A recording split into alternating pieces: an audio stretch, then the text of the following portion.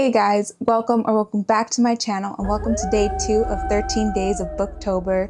I am so excited to be filming this series because I just love October, spooky season, fall. This time of year is my favorite time of year, so I really wanted to do something to make it special.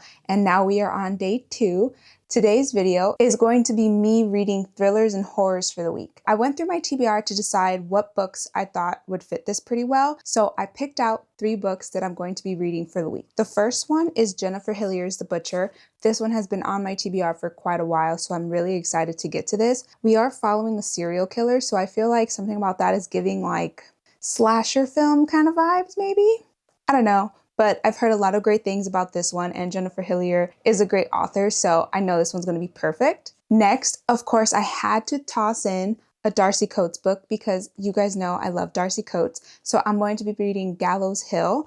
I don't know too much about this one, but it does say Gallows Hill Winery, so maybe we have like a haunted winery. So I'm really excited to read this one. And the last one I have is The Ghost Writer by Julie Clark. I've heard amazing things about this one. This one is following a famous author who writes horror stories.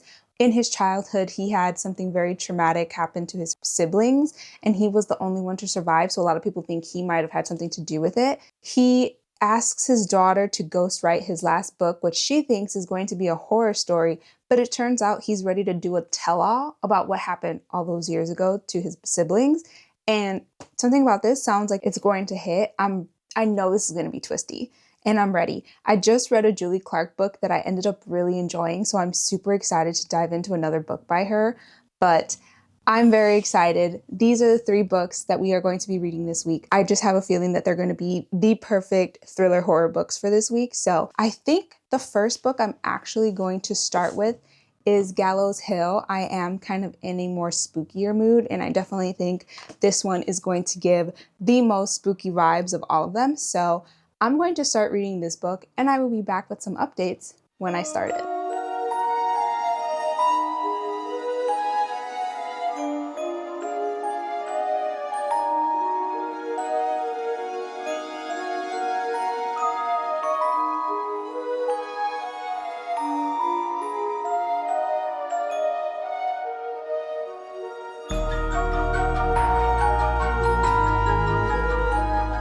Hey guys, I'm back with an update. I am about 100 pages into Gallows Hill. I'm on chapter 15 now. This book is following Margot, who her parents have died, but she doesn't actually have like a relationship with her parents because at the age of 8, she was sent to go live with her grandmother, and she really doesn't remember her parents or her life growing up or anything like that. She kind of just really remembers moving in with her grandmother and her life from then on.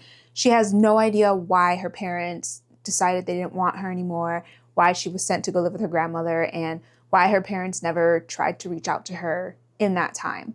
But her parents are now dead, so she is at their funeral, and now she has inherited this winery on Gallows Hill that she is now responsible for, and she's essentially kind of trying to piece together bits of her parents to try and understand what happened, why they didn't want her, and that's kind of the line we're following here. I will say the book has already started to be kind of spooky. A lot of the chapters have a lot of instances of kind of like spooky things going on. We're getting a sense that the house might be haunted. In the spooky aspect, I definitely think we're getting that right off the bat, but I will say the story feels like it's going really slow, and I am only 100 pages in, but I feel like a lot of these chapters are focused on one scene.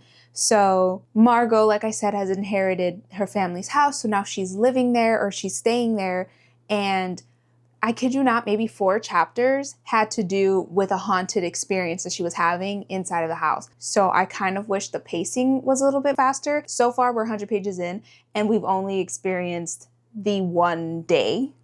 So a lot is happening, but not a lot is happening at the same time. And like, we're getting information and we're learning about the house and how it's spooky, but we're not really learning anything else so far. It's just like, hey, she inherited this house, she's staying in the house, and now it's spooky. And now scary things are happening, like weird things are happening. So I don't know. So far, I'm not sure how I'm feeling about this. It is a little bit longer. I still have a good amount of this book to go. Like I said, I'm only 100 pages in, so I really have a lot more to go. So we'll see how it picks up pace-wise. I'm hoping it picks up. We'll see, but I'm going to keep reading and I'll probably update you when I'm about halfway through the book. Hey guys, I'm back with like a quick little update. I'm about halfway through this book now. I'm on chapter 23 and I gotta say, I'm not loving this one as much as I really wanted to.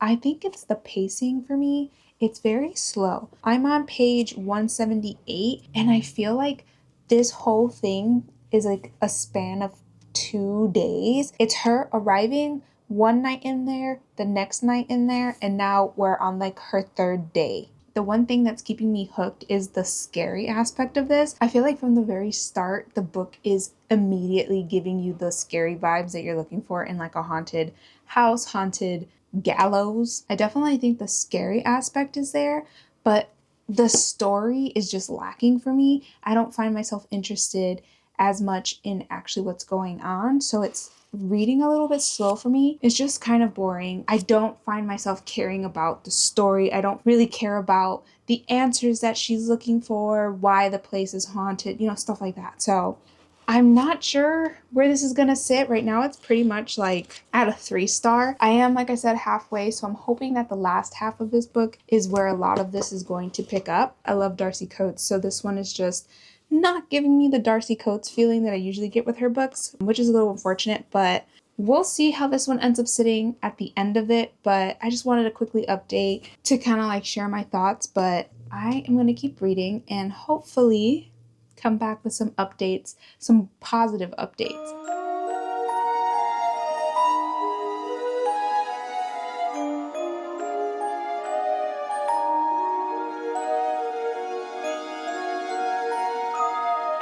Okay, I'm back with some updates because I did finish Gallows Hill and I did start reading The Butcher by Jennifer Hillier. So last night I finished Gallows Hill by Darcy Coates. For the most part, the spooky aspect of this book was so freaking good. There's a point in this book and it's like the last 25% that are just absolutely spooky. If you're looking for a very spooky read to read during October, I highly recommend this. The beginning was just so slowly paced that it took me a lot longer to get into this than I would have liked, especially since this whole book spans like not even a week. Because of that, so much detail goes into every single day that just makes this a little drawn out for me. Because it's only spanning a few days, I think I would have liked a little bit more rather than the mundane details that we do kind of get in this, which hurts me to say because I absolutely love Darcy Coates, but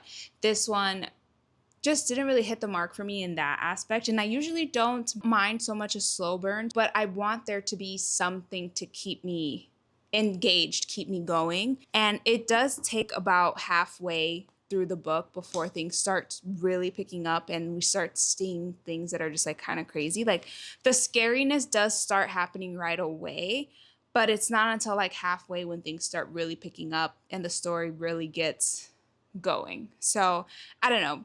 For the most part, this was a 3-star for me. I still enjoyed it overall, like the vibes of it. There was a point last night when I was reading this book that my boyfriend like showed up out of nowhere and gave me such a heart attack because I was so invested into like the scary scene that was going on that I just got so spooked.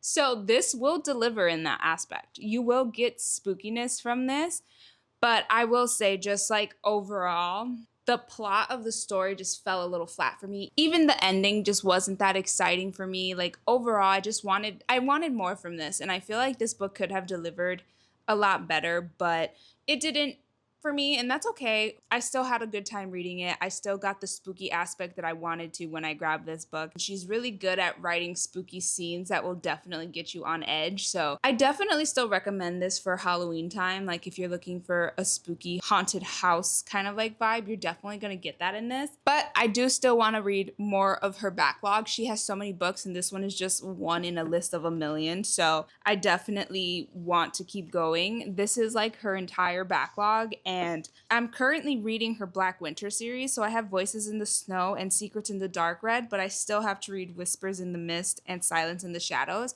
I'm waiting to read those though until kind of like closer to winter time because I kind of like matching my books to my seasons, so I think I'm going to try and finish those later. But so far I've read The Haunting of Ashburn House, The Haunting of Blackwood House, and now this one.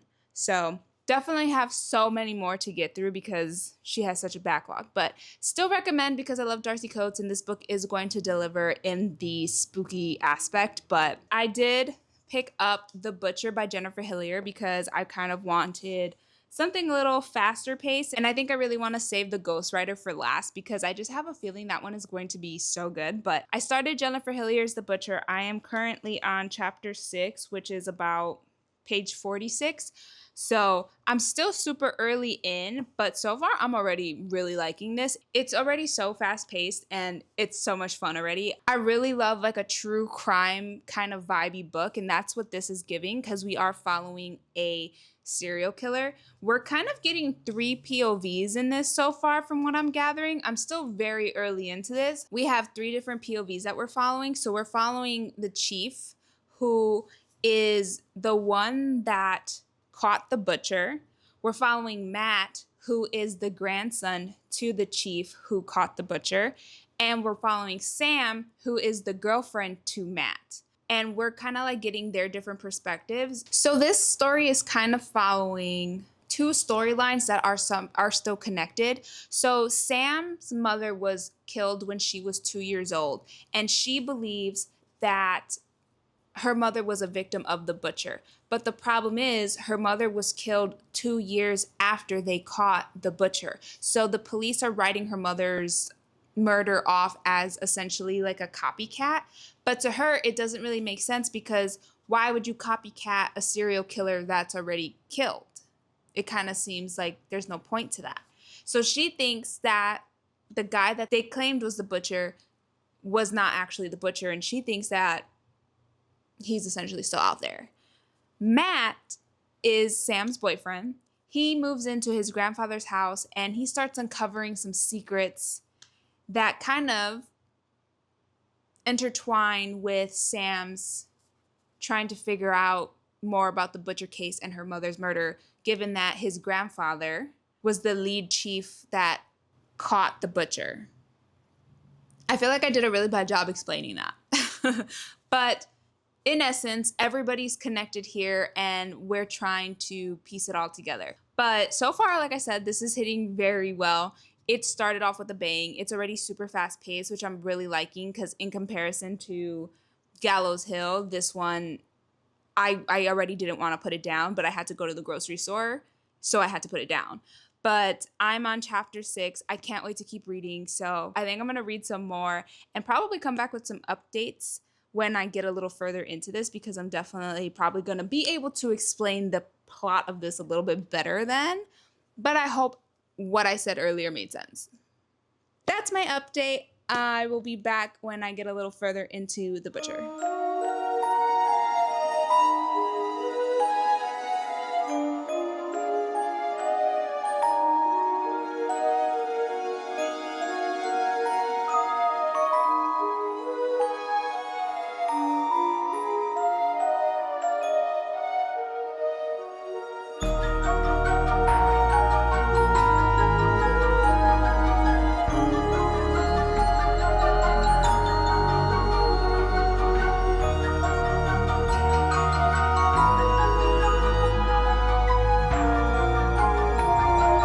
Hey guys, I'm back with a little bit of an update. I did finish The Butcher by Jennifer Hillier. This book, the ending, I think was kind of predictable. Like, reading this entire book, you already know everything pretty much. Like, I don't think there's anything that's like super crazy about this or that you're really trying to solve, because for the most part, from the very beginning, you know who the serial killer is and you kind of know where everything is going to go. I think what's really interesting about this book is how it's told. You get the perspective of the serial killer and we essentially see how everything just comes to an end. Overall, I just think this was such a fun time. This was super fast paced in my opinion. There were parts that happened that had me like, because I just wasn't expecting it to happen. Not that it was anything that was like a crazy plot twist or anything like that. It was just like, that's how fast things were happening, especially towards the end of the book. So overall, I genuinely really enjoyed this. I had such a great time. Jennifer Hillier is not afraid to write dark and twisty things. So I highly recommend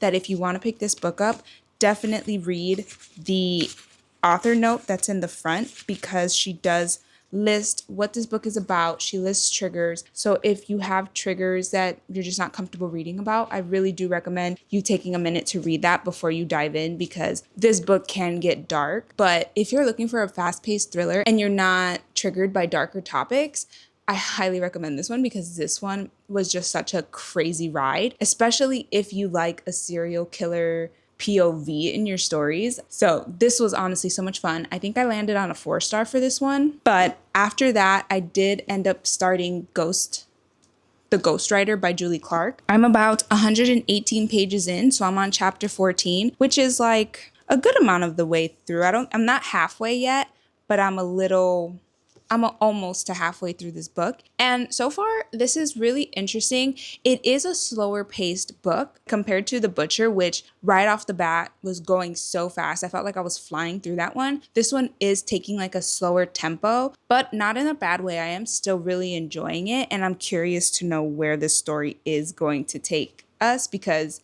right now, we're following Vincent and Olivia. Back in the 70s, Vincent's siblings were murdered in their house, and everybody thought that Vincent might have had something to do with it, but he did have an alibi. He later on in life became a horror novelist, which fed into those like stories of maybe he did have something to do with his siblings' death because of what he writes now. Olivia is Vincent's daughter, but they are estranged. They really don't have any kind of relationship, and Vincent wants Olivia to ghostwrite his last book, which she thinks is going to be a horror novel because that's what he writes.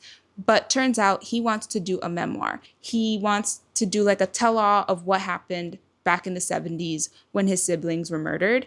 And we're essentially following that story. And it's still really interesting. And we're getting lots of POVs, not like our main POV is Olivia, but we do get other chapters that are like flashback POVs from when Vincent was like a teenager, his siblings and stuff like that. So it's a lot of fun. It's just kind of like a little bit slower paced. We are still building the story, but so far I'm actually really enjoying it, and I'm excited to see where this is going to go, because it seems like it's going to get twisty. And what I love about Julie Clark is that in all of her books, she always writes a very strong female lead. They always have strong feminist kind of views, and I love seeing that in all of her books. And so far, she just keeps doing it, and it's really great to see. I think I'm just going to keep reading it and see where we go, but I'm not sure if I'll be back with an update, mainly because I am almost halfway through and I really don't have a lot to update you on that's not really going to like spoil the story. So I think I'm just going to keep reading, and I'll probably be back with an update when I'm done with it. Okay, I am back with our final update. I did finish Julie Clark's The Ghostwriter last night,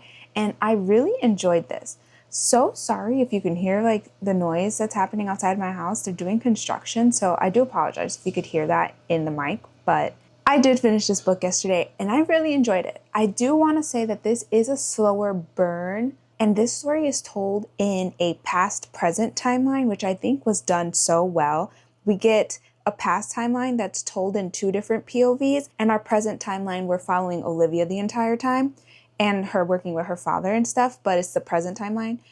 But this one, honestly, was just so good. I thoroughly enjoyed this. The writing, Julie Clark's writing is so good. She has a way of just keeping you hooked the entire time she's telling a story. And I'm obsessed with her writing so far. This is the second book I think I've read by her, and so far, I'm obsessed. I need more. So if you've read Julie Clark and have another book recommendation, let me know which one I should pick up. But either way, definitely recommend this one. It was the perfect slow burn thriller. The ending, I think if you really think about it, I think you could have guessed the ending, but I really enjoyed it. I think this was crazy. There was one part of the ending twist that definitely got me, but this was good. I think I'm going to settle around a 4 or a 4.25. I really enjoyed this. I think a little bit more than The Butcher, and I think I settled on a 4-star for The Butcher, so I'm thinking this might be a 4.25. Highly recommend this one. This one was so good. The pacing, I think, was perfect for this kind of a story. The suspense was there. You wanting to know the answer, but also kind of thinking you might already know what the answer is going to be. And this was just so good. But just to quickly recap everything that we read this week, because this week is now officially over. We started with Darcy Coates' Gallows Hill. This one, I think I settled on a 3-star. It was just a little too slow paced. that made the story kind of just fall flat. I feel like not a lot was happening, and the only thing that really saved this book, in my opinion, was just the spooky aspect of it. I definitely think that if you're looking for a scary story, this is going to deliver. It was still entertaining, which is why it's a 3-star. I still would recommend it if you're looking for a scary story, but the plot just didn't really hit it for me. Next, I read Jennifer Hillier's The Butcher. This one was so good. Definitely a faster paced story. This one had me hooked. I did not want to put it down. I already kind of knew or expected to know where this was going to go. I think for the most part, the story is not meant to be mind-blowing. You are pretty much given all the answers right away, but I think it's the buildup to how this is all going to end is what makes this really good, and it can get very dark. So I do highly recommend you check out the triggers. The author does have a trigger page in this, so if you want to read this, I would definitely check that out just to make sure, because this can get dark. But overall, this was crazy. This was a lot of fun, and it's very twisty. And lastly, we ended with Julie Clark's The Ghostwriter. I'm leaning towards a 4.25. I really enjoyed this one. It is slower paced, but I think it made the story that much better, and the twists and turns you get into this one, crazy, and this one was really good. But that wraps up our weekly reading of thriller/horror books. I really had a good time with these, and I would highly recommend you check them out for the spooky season. But that does bring us to a close to our day 2 of Booktober. I am so excited to be filming this, so I hope you guys are enjoying. Let me know down below if you've read any of these books, because I would love to know what your thoughts were on these. And let me know what thriller horror books that you think I should check out, because I'm always in a spooky thriller mood, so definitely always share your recommendations with me, because I would love to check out some more books. But as always, I do hope you guys enjoyed this video. My links are down below if you want to follow me on Instagram, TikTok, Goodreads, all of that's down below. I hope you guys enjoyed day 2 of Booktober, and I will see you tomorrow for the next one. Bye!